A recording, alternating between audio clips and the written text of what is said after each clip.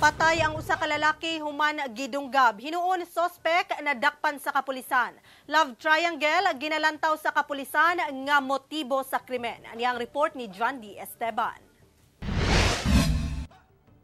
Samad dinunggaban sa kuto-kuto ug sa likod ang naangkon sa 34 anyos nga si Gordon Gabrines, usa ka empleyado sa gobyerno.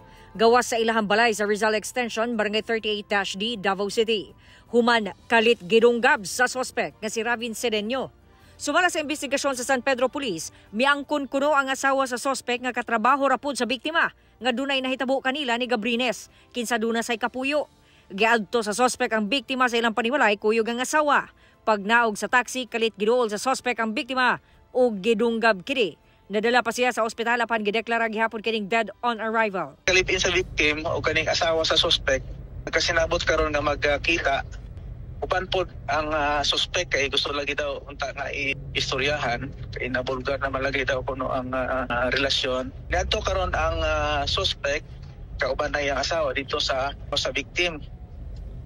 Pag naog nila sa taxi, ikalit lang o kadunggab sa suspect ang biktima. Ang suspect mitahan sa kapulisan ug ganana sa kustodiya sa San Pedro Police Station. Gisuwayan sa GMA Regional TV ug kuha ang bahin sa suspect aban midumili na kini sa paghatag og pahayag. Kasong murder ang ipasakang kaso batok sa suspetsado. Kauban si Jojo Solarte sa kamera. Ako si John D.